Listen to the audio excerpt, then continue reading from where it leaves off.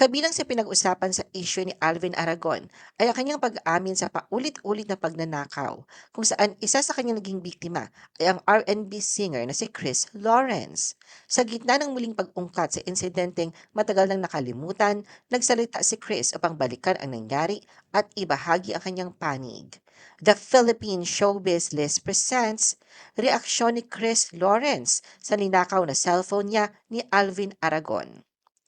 Alvin admits he stole Chris Lawrence's cellphone in the past. Muling napunta sa sentro ng pampublikong atensyon si Alvin matapos muling kumalat online ng isang lumang Facebook video mula September 2024 kung saan hayagan niyang ikinuwento ang umano'y madilim na yugto ng kanyang nakaraan. Ang muling paglabas ng video ay kasabay ng matinding batikos na tinatanggap niya kaugnay ng kanyang mga pahayag tungkol sa relihiyon at usaping pampamilya. Sa naturang video, malinaw na inilarawan ni Alvin ang kanyang kabataan na may matapang na katapatan.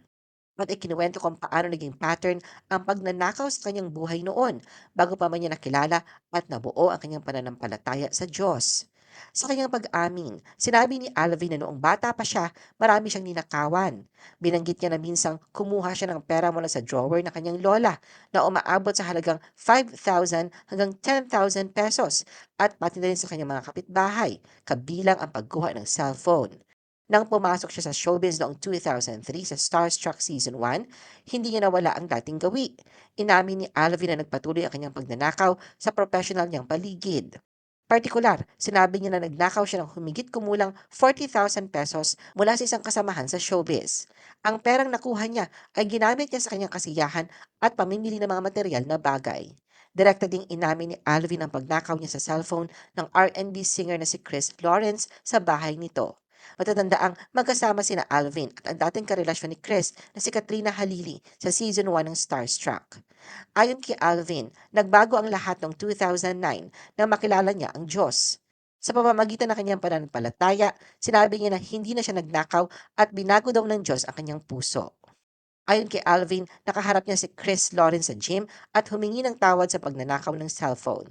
Ganoon din ang ginawa niya sa dating kasamahan sa showbiz na ninakawan niya ng pera. Kapwa siya pinatawad ng hindi na humingi ng kabayaran.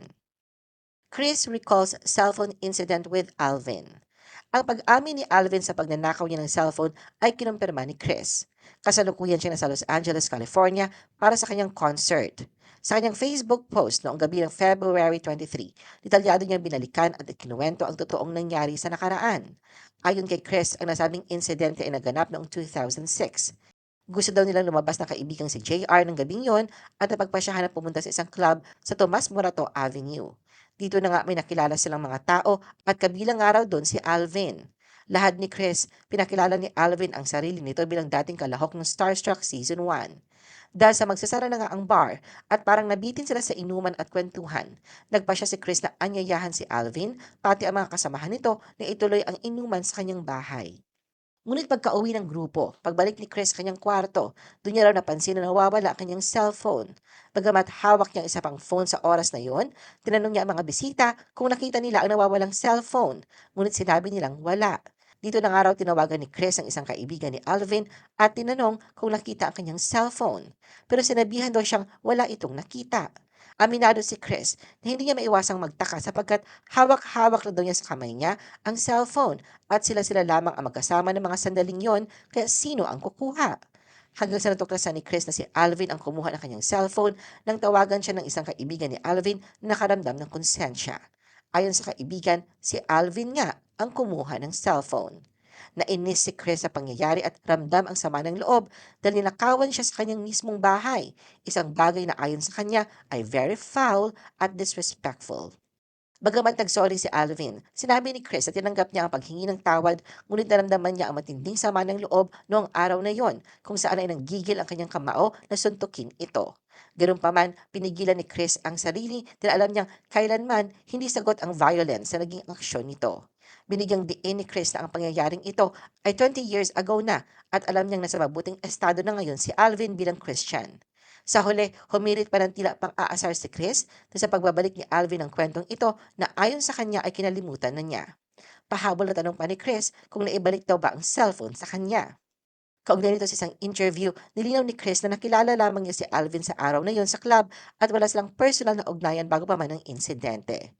Nangyari raw ang insidente noong nag-uumpisa pa lamang ang kanyang singing career. Masamang-masama ang loob daw noon ni Chris dahil mahal ang presyo ng kanyang telepono, isang Sony Ericsson P900 ang ninakaw ni Alvin. Sa tanong kung napatawad na ba niya si Alvin kaugnay ng pagnanakaw ng kanyang cellphone noong nakaraan, ayon kay Chris, matagal na niyang napatawad si Alvin at sa katunayan ay nakalimutan na niya ang insidente. Sa kanyang sagot na may halong biro at tawa, sinabi niya si Alvin na lamang ang nagpaalala muli sa kanya ng lumang pangyayari sa publiko.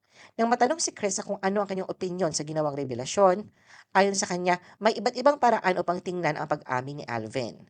Hindi niya matiyak kung ang layunin man nito ay upang tuluyang maglinis ng pangalan o come clean o kung bahagi ito ng isang patotoo bilang isang Kristiyano. Binanggit ni Chris sa konteksto ng pananampalataya, may mga taong nagbabahagi ng kanilang testimony kung saan ikinikwento nila kung sino sila noon at paano sila nagbago matapos makilala ang Diyos. Gayunpaman, nilinaw ni Chris na hindi niya alam ang tunay na motibo ni Alvin sa pag-ungkat muli ng nakaraan. Sa kabila nito, ipinakita niyang wala na siyang sama ng loob at tinanggap na niya ang pangyayari bilang isang bahagi ng nakalipas. Ano ang masasabi mo sa video na ito? Mag-like o mag-react at huwag mahiyang mag-comment.